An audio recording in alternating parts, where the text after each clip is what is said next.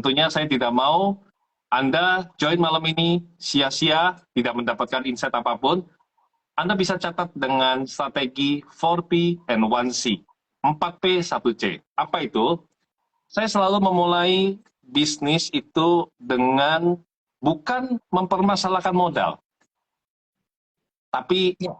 P nomor satu itu adalah produk. Dan ini bisa berlaku di zaman dulu maupun sekarang. Ternyata ini yang masih relevan. Gimana kamu mau bisnis, kamu nggak punya produk? Apa yang mau kamu jual? Ya. Oke?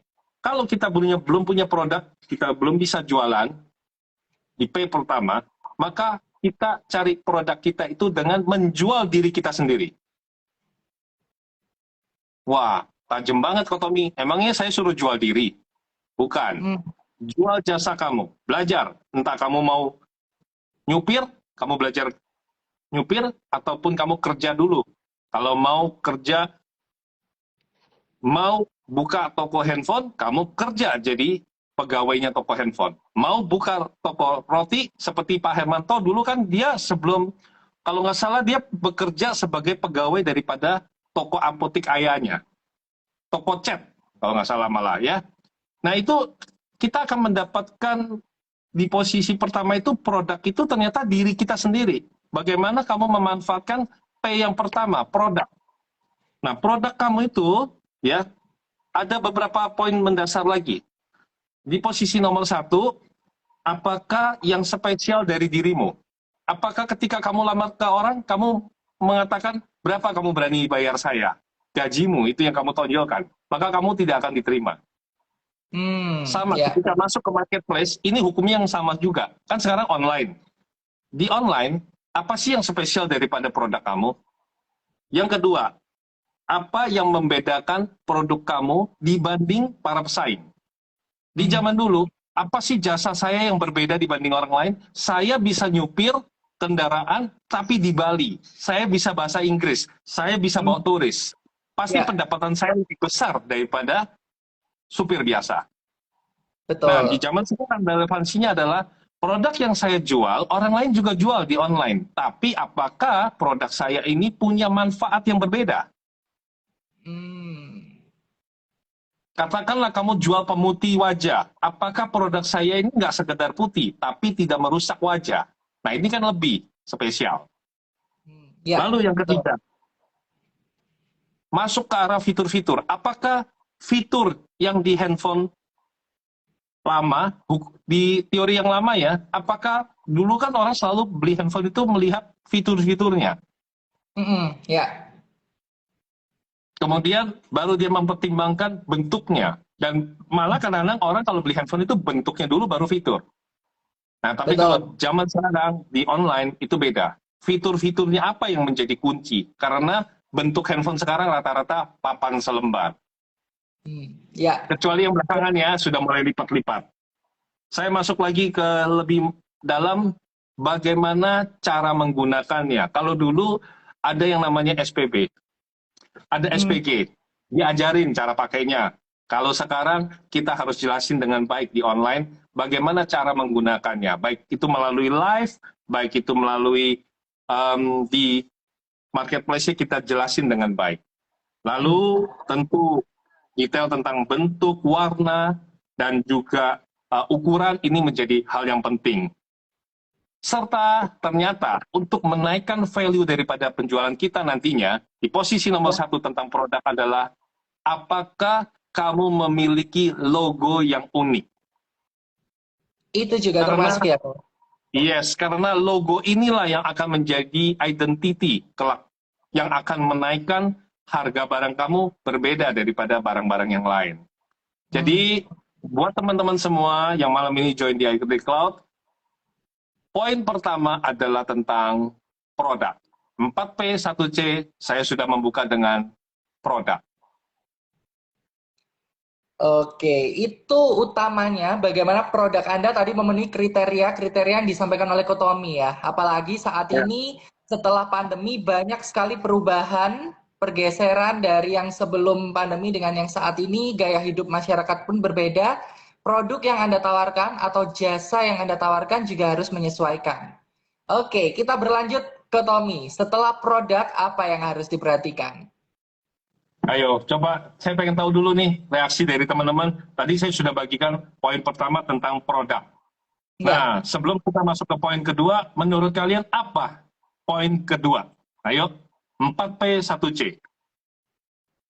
Setelah kita oke. punya produk, maka biasanya orang punya strategi untuk fokus di bagian mananya.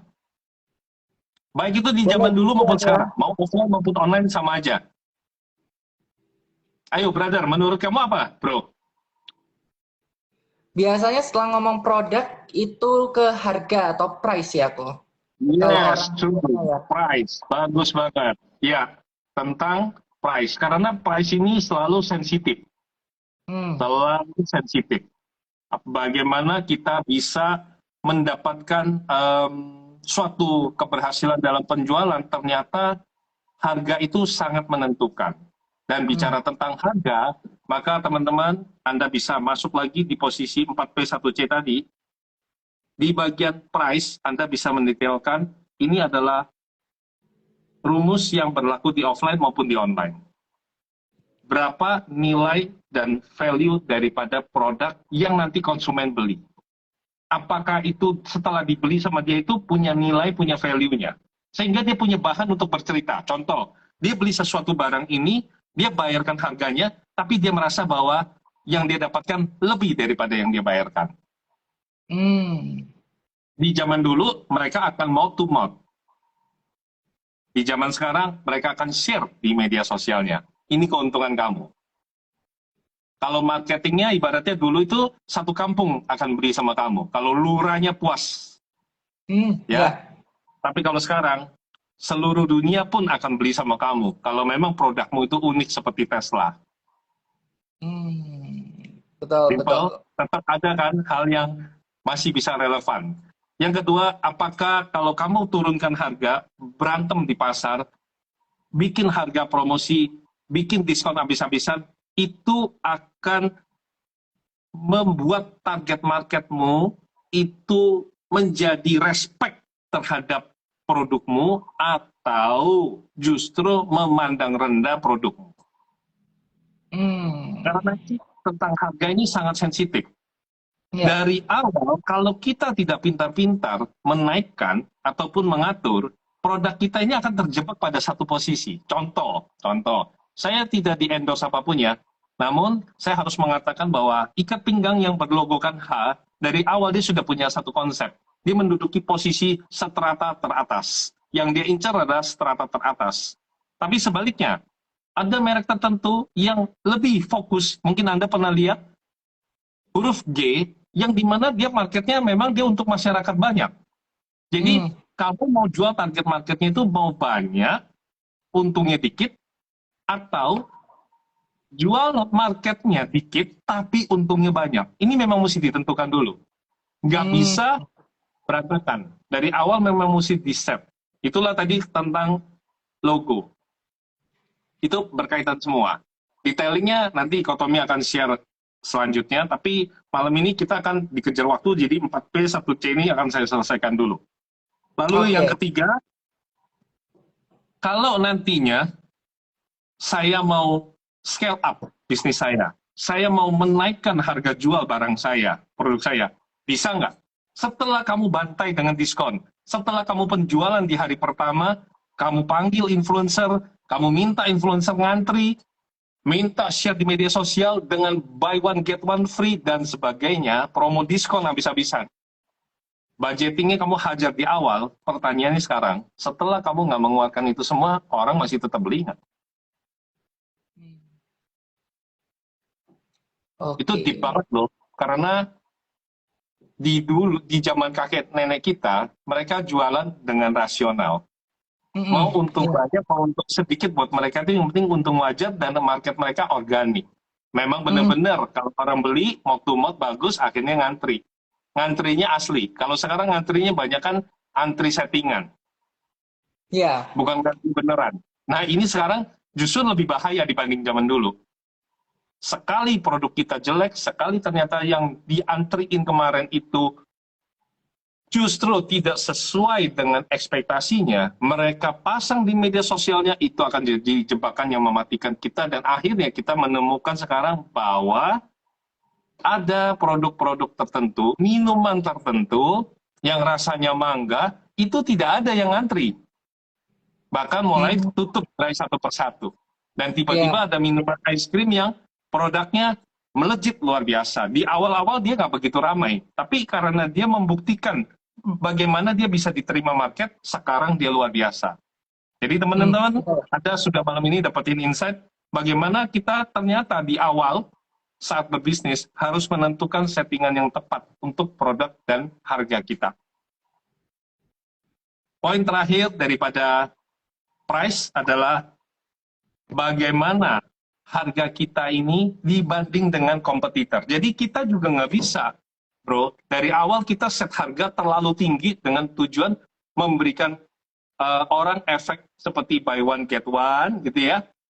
Kita setnya nanti biar hal-hal di awal dibikin murah, tapi kita nggak perhatikan posisi pasar. Contoh, ice cream itu ternyata nggak pernah tuh sampai sekarang, ice cream itu ada yang 1 kon 1 juta, itu nggak ada. Ya, Tapi karena ide gila kita bikin 1 juta, dan itu di luar batas daripada daya beli maupun kemampuan serta rasional orang bisa menerima. Kayak pernah dulu ada satu kue yang ya dia dibikin posisinya jutaan sih. Kuenya sempat para influencer beli gitu. Tapi nggak eksistensinya nggak berjalan. Nggak bisa gitu loh. Atau ada baju tertentu yang ditulisin dengan huruf yang besar, dijualnya mahal, di awal-awal ternyata sekarang sudah nggak tren lagi. hanya musiman ya. Nanti akan menjadi produk musiman. Dan kamu nggak mau kan kalau orang beli sama kamu itu ibarat kayak musim-musiman saja. Ada es krim tertentu yang dulu hurufnya J, atasnya dikit, bawahnya dikit, sekarang sudah lenyap dari pasaran. Kita tidak mau. Makanya harus hati-hati tentang harga. Setelah harga di posisi yang wajar. Kalau es krim, katakanlah range-nya dari yang paling murah kita pernah dengar 5.000, 6.000, sampai dengan katakan yang paling mahal 200.000. Kalau Anda bermain di posisi tengah-tengah itu, mungkin masih aman. Yang paling Hmm, penting adalah tentunya bagaimana kita mengolah 4P 1C tadi. oke. Baik, sudah dua yang dibuka ya. Ada produk sendiri dan juga price atau harga, yang mana tadi harga itu juga harus diperhatikan sesuai goal Anda. Tadi apakah ingin menyasarnya memang yang marketnya sedikit tapi untungnya banyak, atau marketnya banyak tapi untungnya sedikit-sedikit, tapi dengan omset yang sangat banyak begitu ya. Itu kembali ke goal dan juga karakter dari produk yang Anda bawa gitu. Oke, 4P dan 1C akan berlanjut ke Tommy. Kita lanjut ya, kok. Ayo kembali lagi kita kasih kesempatan buat teman-teman semua.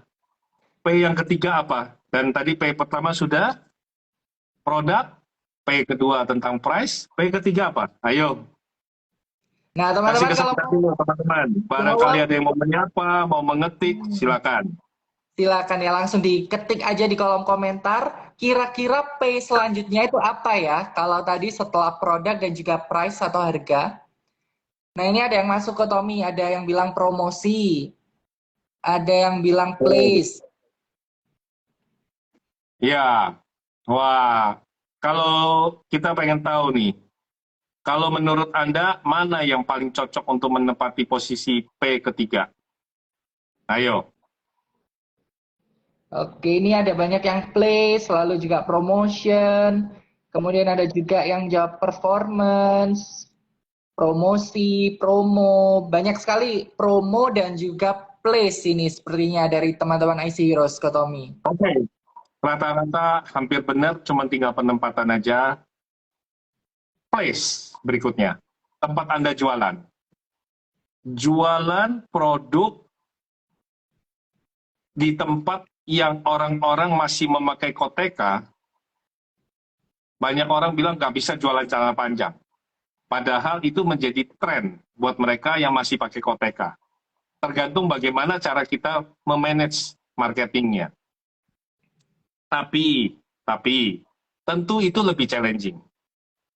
Ya, Menjual di tempat yang salah juga akan membuat harga kita tidak bisa beranjak.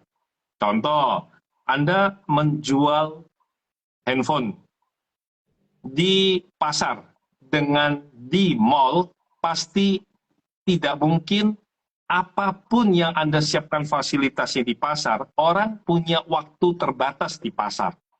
Mereka nggak kuat dijemur lama-lama. Berbeda dengan mall yang pakai AC. betul. Maka ada yang namanya waktu. Nah, waktu yang terburu-buru tidak akan membuat dia menikmati apapun yang ada di pasar itu. Jadi, memang posisi yang berikutnya tentang tempat ini penting banget. Dan bicara sebelum Kotomi masuk ke place, ada beberapa hal yang teman-teman mesti ingat dulu tentang bagaimana kita ini harus pandai, yaitu smart. Smart sendiri, teman-teman harus bisa mencatat sebagai berikut, bahwa smart itu, pintar itu adalah satu, produk kita harus spesifik. Yang kedua, M-nya adalah measurable. Yang ketiga, attainable. Attainable itu pastikan tujuan kamu jualan ini ada tujuannya. Oke. Ya. Kemudian R, realistis. Harganya nggak aneh-aneh. Harganya jangan aneh-aneh. Dan juga tentunya yang terakhir, smart itu ada T-nya. T-nya itu adalah time.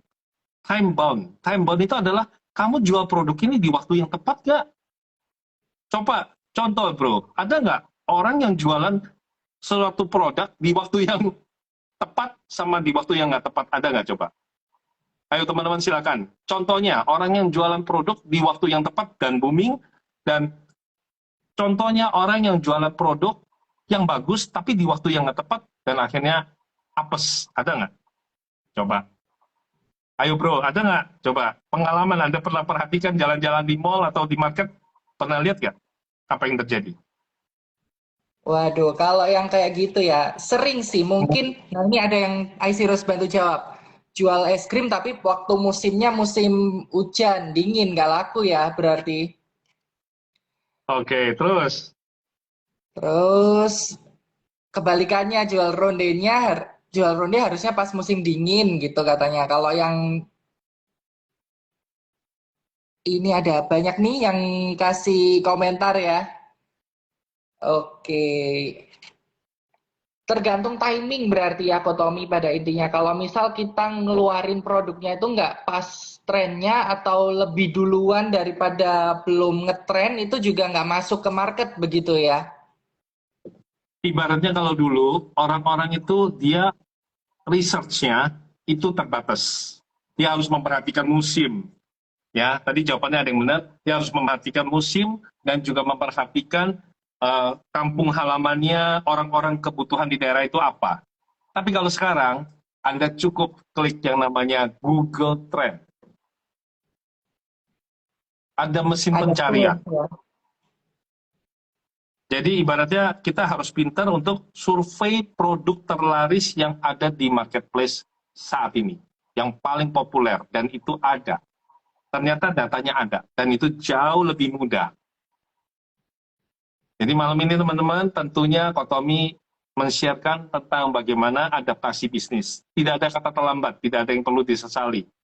Masih bisa. Dengan apa yang Kotomi sharekan malam ini, kalau Anda catat dengan baik, terus diterapkan, itu masih punya satu kesempatan peluang besar untuk masuk ke dunia online. Di beberapa marketplace kita, bro, Lazada, Blibli, Tokopedia, itu selalu ada produk terlaris. Ayo, siapa di sini yang pernah dapat seperti itu? Pasti muncul pop up yang pertama itu ada produk terlarisnya di masing-masing marketplace itu Kotomi. Yes. Jadi ibaratnya ya, sebenarnya ada strategi, kan bicara lagi tentang strategi ya. Kita itu awal-awal bisa aja jualan itu palu gada. Dulu Kotomi ketika memulai jualan handphone, saya juga nggak jualan handphone dulu. Saya jualan itu adalah boneka Pikachu, charger. Saya belum punya modal untuk beli handphone. Tapi Ya. karena saya itu ibaratnya melengkapi semua segmen, ketika orang datang ke mall, tujuan saya adalah satu keluarga ada ayah, ibu, anak mampir semua ke toko saya. Maka saya adain semua. supaya anaknya betah sambil saya jelasin presentasi produk, sementara saya nggak punya handphone, saya masih jualannya dengan brosur, saya butuh waktu. Nah, supaya anaknya betah, maka anaknya harus beli Pikachu. Ibaratnya ada boneka yang bisa menahan time, waktunya, untuk dia bisa spend lebih lama. Kemudian Ya, untuk itu paling tidak menyibukkan si mamanya dan anaknya. Nah, sementara papanya bisa saya sharekan tentang produk knowledge tentang handphone. Jadi, pertama kali itu kita kalau misalnya masuk ke marketplace itu kita bisa research apa yang lagi rame. Kemudian kita siapkan aja kalau kita nggak punya modal banyak, kita bisa taruh aja di tempatnya kita, itu palu gada. Apa yang lu mau gua ada. Tapi itu dari hasil research dulu nih, apa yang lagi trend di market. Pasti nanti ada yang iseng-iseng juga, pasti mereka klik beli. ya, Apalagi kalau itu kebutuhan yang memang urgent banget dan kamu berani potong sedikit price sebagai promosi pertama. Ibaratnya modal kamu 2 juta deh, kamu pakai untuk promosi dulu. Dan oke, biasanya dari Tokopedia, dari Shopee apapun, itu juga akan membantu. Kalau penjualanmu laku, yang ada mereka sering kasih voucher buat kamu tambahan. Dan vouchernya itu biasa dikasih kepada konsumen untuk belanja di tempat kamu. betul. Nah, Koko, tapi nanti kalau kayak gitu bisa boncos loh.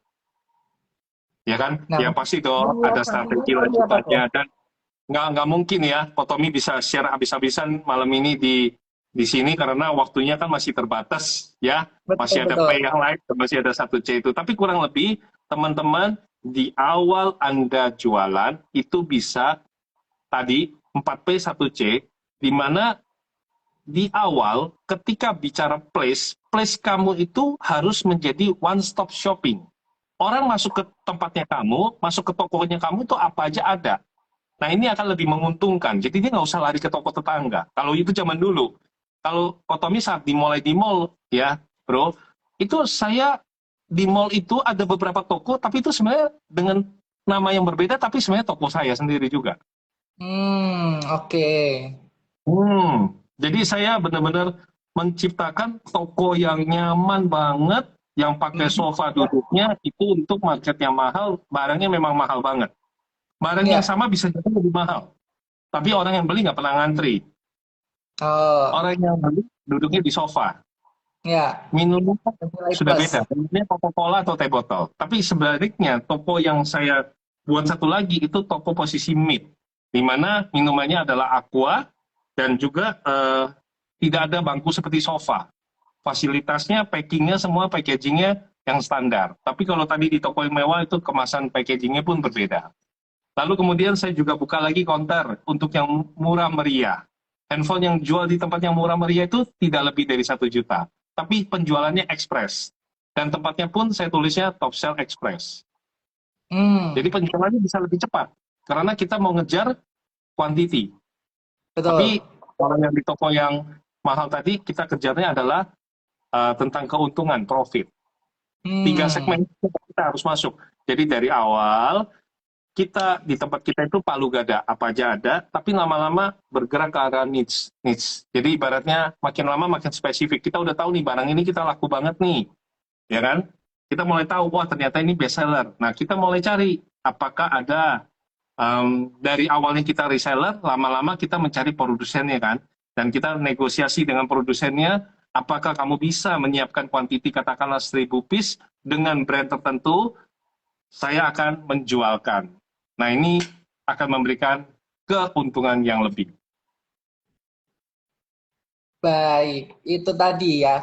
Bagaimana sebuah tempat itu mempengaruhi sekali keberhasilan penjualan dari produk Anda, bahwa kalau selama ini Anda berpikir tempat itu hanya hal yang sepele, tetapi ternyata kita ketika lihat lebih dalam, itu sangat mempengaruhi juga bagaimana nuansa atau ambience di dalam place yang kita pilih sebagai tempat berjualan itu juga mempengaruhi value produk kita nantinya juga, dengan pelayanan dari service yang kita berikan itu juga berpengaruh kepada tingkat penjualan dalam bisnis Anda, begitu ST Heroes. Oke, selanjutnya P yang terakhir sebelum masuk ke yang 1C ya, Kotomi. Apakah benar tadi tebakan teman-teman adalah promotion? Kita kasih kesempatan dulu nih teman-teman untuk berinteraksi dan juga kita mau teman-teman ini boleh ketik pertanyaan di kolom komen ya. Jadi nanti kalau masih ada waktu, saya akan mencoba menjawab. Kalau nggak sempat Betul. pun, nanti selesai acara ini kan dari pihak Ideacloud akan add kolaborator ke Kotomi, ya. Ya. Nah, itu Anda bisa ketik di kolom komen. Siapa tahu Betul banget. kan, dari Ideacloud akan siapa tahu nih, Anda beruntung terpilih. Untuk kalau nggak salah kan, Ideacloud kali ini ada kesempatan untuk tiket gratis ya. Nah, siapa tahu kan, ya, keberuntungan berpihak pada Anda. Betul. Keren loh kalau bisa Ada. belajar banyak, ya. Iya, betul banget. Silakan langsung tanyakan semua kebingungan dan juga kendala-kendala yang Anda hadapi tentang penjualan dalam bisnis Anda. Langsung, mumpung kita lagi IC Talk dengan Kotomi, nanti dijawab langsung. Sehingga setelah IC Talk ini, kebingungan Anda, kendala-kendala Anda itu bisa teratasi. Mendapatkan insight dari Kotomi. Oke, sambil menunggu pertanyaan, kita berlanjut dulu. Nanti kita akan cek-cek terus untuk kolom pertanyaan di komentar. Nanti akan saya bantu sampaikan ke Tommy apa aja pertanyaan dari Anda. Nah, kita masuk ke P yang selanjutnya, Ko Tommy. Oke, sebelum masuk ke P yang selanjutnya, kembali, kalau tadi di poin penjabaran itu ada SMART, maka di posisi SMART tadi, itu teman-teman harus, sebelum masuk ke P berikutnya, Anda itu harus melakukan 4 hal ini. Nah, silakan kembali dicatat, yaitu tentang mengidentifikasi peluang yang ada saat ini. Apakah masih relevan kalau Anda mau menjual produk ini? Contoh, kalau misalnya jualan TV hitam putih di zaman sekarang, apakah masih relevan? Yang kedua, Anda masuk, bisa jadi orang lain sudah duluan jual. Bagaimana caranya kamu bisa mengejar ketertinggalan? Cara kamu mengejar ketertinggalan itu seperti apa? Apakah promosi harga? Apakah ada strategi tertentu? Apakah kamu minta bantuan teman? Kita kembalikan lagi, pasti ada beberapa caranya. Yang ketiga, ini yang paling seru. Memanfaatkan kelemahan kompetitor. Kalau di zaman dulu, Kotomi, saya mall itu bukanya jam 10, tutup jam 10. Zaman dulu, offline. Kompetitor saya bukanya jam 10, tutupnya jam 9. Ya, Kalau saya tutupnya sama, saya tidak ada lebihnya. Saya betul. tutupnya beda. Tutupnya saya jam 10, sesuai aturan mall. Tapi bukanya saya jam 9. Dan setiap pegawai saya yang datangnya jam 9, saya berikan bonus tambahan. Apakah ada orang yang datang di mall jam 9 pagi? Jawabannya ada. Dan itu adalah orang-orang yang terburu-buru mau pergi ke airport. Biasanya mereka tidak nawar. Karena mereka punya ketergesa-gesaan. Nah, ini tentang bagaimana kamu memanfaatkan situasi. Peluang Lalu, ya. yes, toko lain belum buka. Kamu apa aja ada, palu gada tadi. Maka terpaksa, dia mau nawar pun nggak bisa. Kamu katakan harga segini, dia mau pindah ke tempat lain belum buka. Ini zaman offline. Thank you, Bro Denny Santoso. Thank you. Ya. Jadi kalau di zaman dulu, offline itu adalah membuat perbedaan jam buka toko kita dengan yang lain. Tapi kalau di zaman sekarang, tentunya ada strategi yang lebih efektif tentang bagaimana kamu memanfaatkan kelemahan kompetitor. Contohnya, dia jualan di marketplace, tapi dia nggak upload gambar yang bagus. Foto hasil gambarnya, itu pixelnya jelek. Orang lihatnya blur. Nah, kamu foto memang ngeluarin biaya lebih mahal. Kamu memanfaatkan jasa daripada mereka para fotografer yang profesional. Memang di awal kamu mengeluarkan uang lebih banyak, tapi jangan lupa, marketplace itu beda sama mall. Marketplace itu bukannya 24 jam, nggak pernah berhenti, dikali 365 hari. Kalau fotomu bagus, secara penampakan kamu sudah lebih terpercaya. Kemudian, orang yang dikasih gambar ataupun video cara pemakaian ada tutorialnya, ada penjelasannya, fotonya nggak cuma satu, orang lain upload cuma satu, asal-asalan. Kamu uploadnya, katakanlah bisa sampai kamu itu upload 5 sampai 6 gambar untuk menjelaskan, nih, ini bagian depannya, ini bagian belakangnya, ketipisannya seperti ini, dalamnya seperti ini. Nah, itu akan berbeda. Jadi peluang di dunia online jauh lebih besar, bro. Dan nggak semua kok ilmu tentang lama itu nggak berlaku. Ternyata bisa berlaku. Hanya saja bagaimana kita mentranslate-nya saja.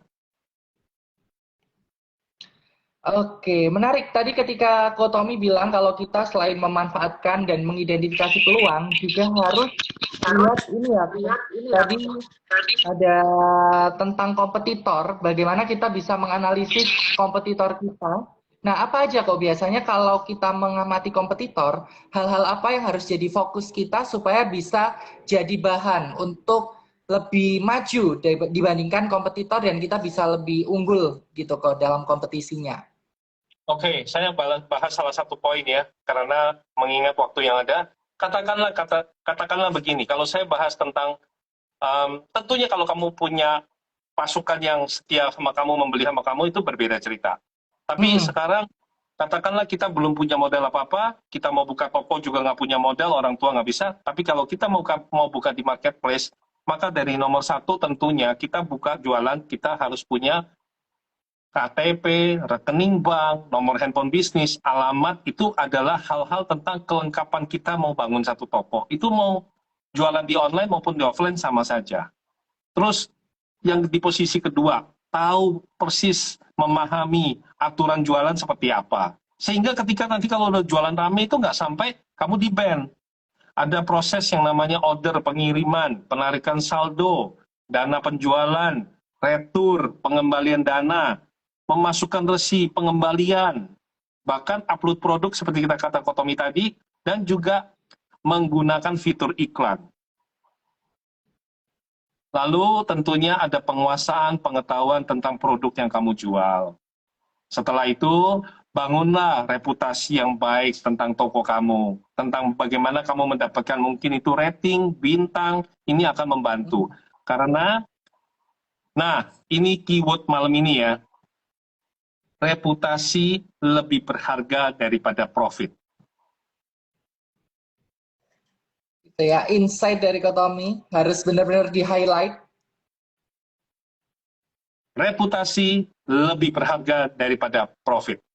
Kalau kata orang tua di zaman offline, nama baik lebih berharga daripada sekedar untung sesaat. Maka lebih baik kamu rugi sedikit, mengembalikan uang ataupun meretur, mengganti produk kamu agar pembelimu tidak kecewa untuk sebuah reputasi yang baik jangka panjang. Dan siapapun pembeli yang sudah beli sama kamu, di follow up dan dijadikan sebagai teman. Apa sih nilai lebih orang mau mampir ke toko kita? Di zaman dulu nih, itu banyak loh yang tiba-tiba jadi ayah angkat saya, customer saya banyak yang jadi adik, ibu angkat, dan whatever. Karena keakrabannya seperti itu. Bahkan saya kenal Ko Denny di dunia offline pun itu sebagai brother. Jadi ada istilah-istilah tertentu yang membuat kita itu akrab dengan market kita. Jangan sampai ibaratnya kita nggak punya sopan santun. Hari ini kita dikasih untung, tapi kita cuma mau ambil untungnya. Kita tidak membangun hubungannya. Ingat loh, siapapun bisa jualan. Apalagi malam ini udah join di acara ini, besok semua rame-rame jualan. Karena udah ngerti tentang 4P 1C-nya. Dan nggak ada sih bro, jurus ekonomi yang efektif untuk semua orang secara merata. Karena setiap orang itu punya karakter yang berbeda.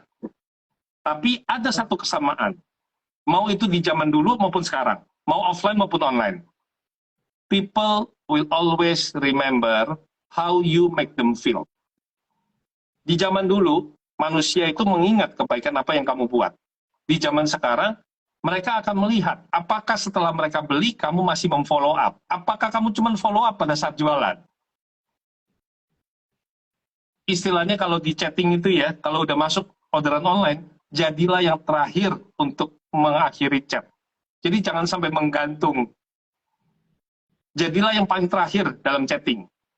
Untuk Oke. mengucapkan terima kasih, tetap follow up, dan menjadikan customer kamu sebagai database, bukan sebagai database untuk dijuali, tapi sebagai database untuk membangun satu hubungan. Kembali lagi, reputasi lebih berharga daripada profit. Betul, setuju banget sama Kotomi ya. Bagaimana kita bisa memberikan treatment yang baik untuk customer kita, karena itu bisa berdampak juga untuk loyalitas mereka. Dan tadi yang disinggung sama Kotomi juga adanya word of mouth. Ketika pengalaman baik diterima oleh customers kita, mereka akan bercerita juga ke relasinya tentang experience dari berrelasi dengan brand kita, dengan bisnis kita. Akhirnya dampak penjualan dari bisnis kita pun bisa ikut terdampak positif begitu ya, Ko, dengan adanya hubungan yang baik tadi. Ya, dan tentunya sekali lagi di zaman sekarang mudah sekali orang itu mengetik sesuatu untuk memberikan review, kepuasan, testimoni, dan itu akan menjadi Ya, keuntungan buat kita dalam berbisnis. betul. Oke, tentunya yang terakhir bro, apa tadi Ya, paling ramai teman-teman bilang apa? promotion, Ko Tommy. Teman-teman banyak menebak promotion dan sepertinya betul ya. Apakah itu termasuk P yang terakhir, Ko Tommy? Yes, true, itu adalah promotion.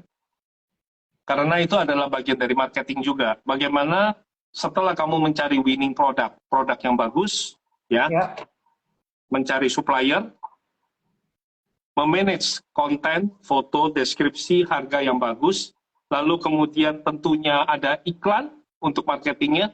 Tentunya di bagian posisi P yang berikut ini adalah promotion. Bagaimana kamu bisa mempromokan? Karena lagi-lagi sebuah kata keyword adalah bukan nggak laku, tapi karena orang nggak tahu. karena tidak tahu ya. Berarti informasi bagaimana kita mengkomunikasikan produk atau jasa kita itu harus gencar supaya mereka tahu dulu ya minimal, Ko Tommy. Ya, karena sebenarnya kalau kayak di marketplace, Kotomi udah jalanin, ternyata di mereka itu ada yang namanya power merchant, peringkat toko, bebas ongkir, top ads, voucher, peringkat seller, ya, dan juga ada cashback ekstra, itu mempengaruhi banget untuk membantu kamu dalam hal promosi. Oke. Dan tentunya bicara promosi ini ilmunya luas banget dan ini secara jam sudah semakin mendekati nanti kita nggak keburu dengan satu C-nya, padahal satu C ini yang akan menjadi uh, kunci terakhir daripada sebuah strategi berbisnis. Oke. C yang terakhir itu adalah tentang konsistensi. Hmm, oke. Banyak orang sudah laku, rame, tidak konsisten.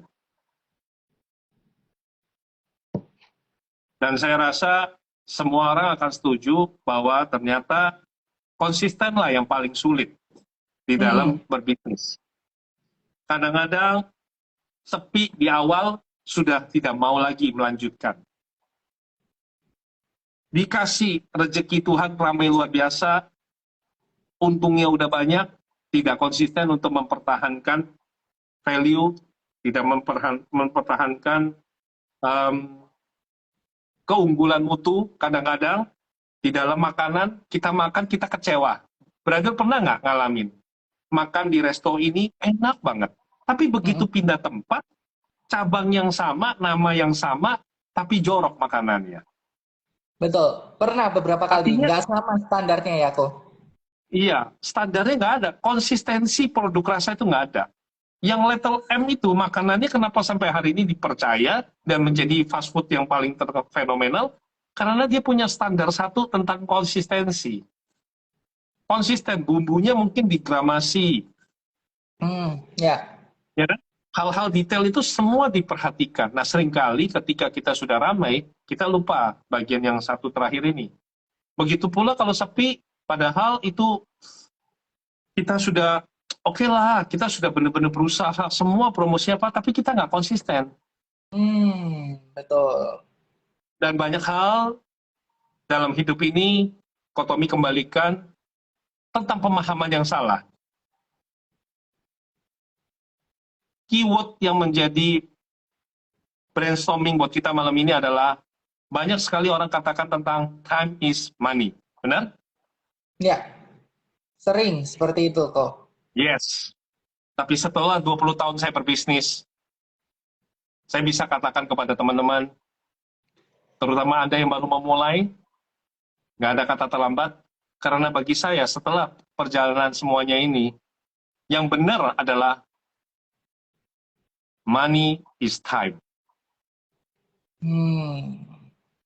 Kok bisa? Saya kasih jawabannya. Logikanya seperti ini. Di saat saya 20 tahun, seperti berada tadi nanya saya, di saat awal saya merintis bisnis, di saat Ya. usia 20 tahun, saya terinspirasi untuk menjadi miliarder. Sangat. Ya.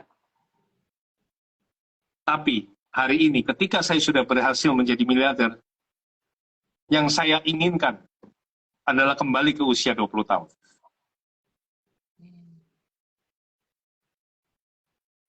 Oke. Kamu usia Kembali berapa ke sekarang? Kamu usia berapa 24. sekarang? 24. Kalau bisa tukeran tahunnya saya mau. Balik ke masa-masa muda ya, Kak Tommy? Bukankah kamu mau 1 M, kamu mau? 1 Wajar kan? M? Semua orang juga mau kan? Dikasih 1 M Ya, mau? betul. Oke. Tapi tahunnya mau tukeran? Kita tukeran tahun. Saya yang 24 aja. Nggak Saya mau, challenge karena... Denny Santoso juga. Saya challenge Denny Santoso juga. Oke. Tentu nggak mau sih kalau saya ke Tommy, karena nanti kan masa-masa itu waktu nggak bisa kembali ya, ke Tommy. So, itu dia. Jadi, happy lah dengan sekarang perjalanan yang kamu jalani. Walaupun mungkin susah-susah di awal, dengan 4P, 1C tadi, tidak ada yang kata terlambat. Bahkan untuk mendetailnya nanti, kamu masih bisa komunikasikan lagi dengan Kotomi. Tapi yang jelas, dengan usia yang ada, dengan umur dan kesehatan yang ada,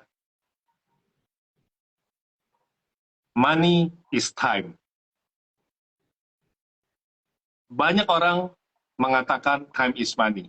But the truth is, money is time. Kekayaan sebenarnya adalah tentang waktu. Percuma, bro, kalau kamu punya banyak uang, tapi kamu tidak punya waktu lagi di bumi. Kamu mempunyai strategi jualan apapun, itu percuma. Sekaya apapun kamu, saya rasa Pak Tanoko akan setuju, dan bersedia menukar waktunya semua dengan waktunya anak-anak muda sekarang, dengan mungkin miliaran kekayaan dia, tidak masalah, karena yang orang butuhkan adalah tentang waktu.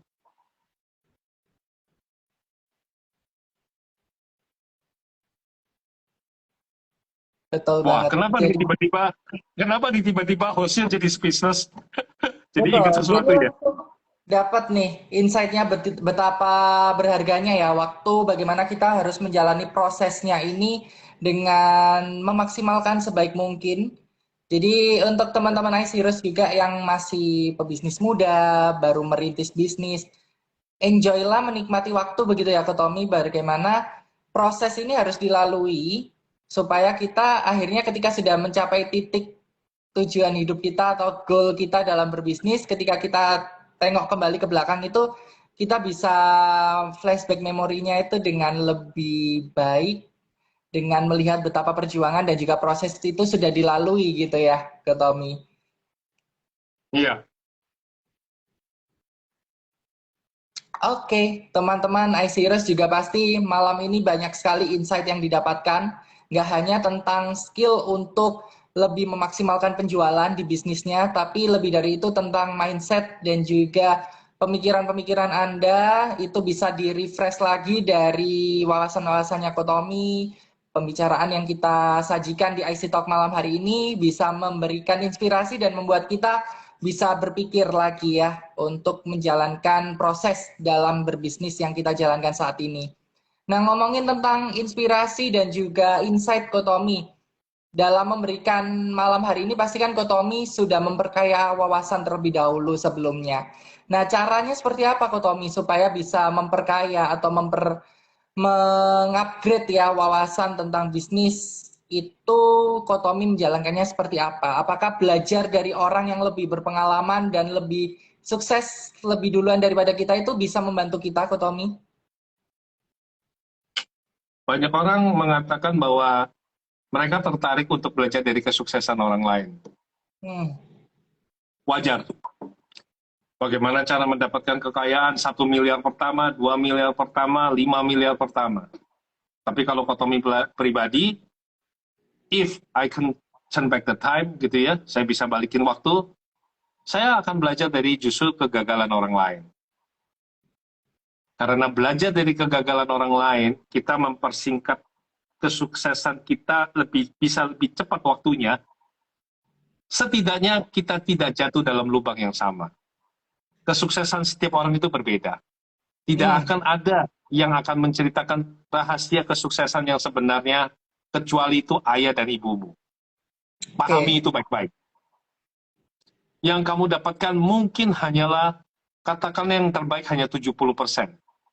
Tapi belajar dari kegagalan orang lain, di situ orang akan mengatakan kejadian yang sebenarnya itu yang akan membuat kamu terhindar jatuh pada lubang yang sama.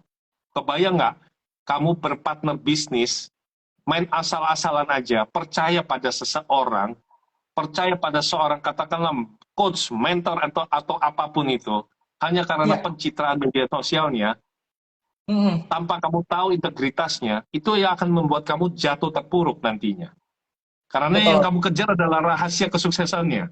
Yang kamu perlu pelajari justru adalah titik kegagalan, titik kebangkrutan, titik kejatuhan dia, dan bagaimana cara dia bisa bangkit, cara dia bisa rebound, dan kamu bisa pelajari untuk tidak jatuh dalam lubang yang sama. Dan itu akan mempercepat kesuksesan kamu. Setidaknya, kamu jadi belajar, oh ternyata saya nggak boleh berpartner bisnis sama orang ini. Setelah 5 tahun, saya akan bangkrut, dia akan makan saya. Lebih baik saya partneran dengan orang yang ini. Walaupun kelihatannya dia tampangnya blow on, tapi ternyata dia berintegritas. Dan ternyata dia sebenarnya berilmu, hanya saja dia tidak pandai cakap. Pandai cakap itu bisa dipelajari lewat public speaking. Betul. Betul sekali Kotomi. Belajar dari cerita hidup orang lain, pengalaman orang lain itu adalah guru yang paling hebat. Bagaimana kita tidak perlu mengalami dulu kejatuhan atau kegagalan, tapi ketika kita bisa belajar itu dari cerita orang lain, dan intinya adalah bagaimana kegagalan tadi bisa membuat kita bangkit 10 kali lebih cepat, 100 kali lebih cepat begitu ya Kotomi, bagaimana pengalaman seseorang itu bisa kita serap, bagaimana itu nantinya berdampak pada hidup kita bisa dapat inspirasinya, terutama seperti itu. Dan melanjutkan tadi Kotomi, kita belajar dari pengalaman orang lain, belajar dari inspirasi yang diberikan oleh orang lain, itu ada di Idea Code Conference. Yang mana tahun ini sudah tahun ketiga Kotomi. Kalau dulu Kotomi join di tahun 2020 ya, di tahun pertamanya. Itu yang pertama kali. Saya angkatan yang pertama. Betul banget. Benar Banget. Nggak kerasa sudah 3 tahun ternyata Idea Cloud Conference, dan tahun ini masuk tahun ketiga, akan berlangsung di tanggal 1 sampai 2 Oktober 2022. Kalau pada saat itu Kotomi di 2020 kan full offline ya, onsite, karena pada saat itu masih pas sebelum pandemi. Nah, di 2021 kita pandemi sedang tinggi-tingginya, kita adakan full online. Dan di tahun ini sudah mereda, kita adakan secara hybrid, IC Heroes. Jadi untuk Anda yang mau join secara online, dimanapun Anda berada, Anda bisa join lewat platform online yang kita sediakan. Nah, kalau Anda kangen ketemu langsung dengan para speaker hebat, bernetworking secara langsung di venue, boleh datang langsung ke Fasa Hotel Surabaya, tanggal 1 sampai 2 Oktober 2022. Di situ ada 30 lebih speaker hebat yang punya kisah hidupnya sendiri-sendiri yang tentunya bisa memperkaya pengalaman kita dari pengalaman orang-orang hebat. bagaimana mereka juga mengalami jatuh bangun, suka duka dalam berbisnis, bisa share ke kita insight-insightnya, serta berbagi best practice ya dalam berbisnis, apa aja yang nanti bisa kita pelajari di Idea Cloud Conference 2022. Kok Tommy, saya mau spill dikit-dikit nih, para pembicara hebat yang dihadirkan oleh Idea Cloud di Idea Cloud Conference 2022. Saya sudah tahu Selain salah ada Pak satunya, Founder, anak muda, keren banget. Kemarin dia habis sharing juga di salah satu acara putri saya, yaitu Sandia Basil. betul-betul. Jadi orang-orang hebat kita kumpulkan dalam 2 hari di Idea Cloud Conference 2022. Selain 4 founders Idea Cloud, ada Pak Hermanto Tanoko, Ibu Belinda Tanoko, Pak Denny Santoso, dan juga Pak Robi Ciptajaya. Ada juga nama-nama hebat yang akan share ke kita, seperti Pak Lokeng Hong, Bu Grace Tahir, kemudian Pak Subiakto, lalu juga ada Raymond Chin, Dewa Eka, Julio Ekspor, Rudi Salim, Jehian Sijabat, lalu Nilam Sari, Gufron Syarif, Mary Riana, kemudian ada juga Dr. Oki, dan banyak sekali Kristi Basil, lalu juga ada Bernardus Setia, kemudian ada juga Coach Tommy Watimena, banyak, ada 30 lebih speakers yang kita hadirkan selama 2 hari, dan pastinya itu akan memperkaya insight Anda. Pulang dari Idea Cloud Conference 2022, pasti penuh ide, penuh inspirasi yang bisa langsung diterapkan ke bisnis masing-masing, bisa memacu Anda untuk bisa lebih berkreasi di bisnis masing-masing.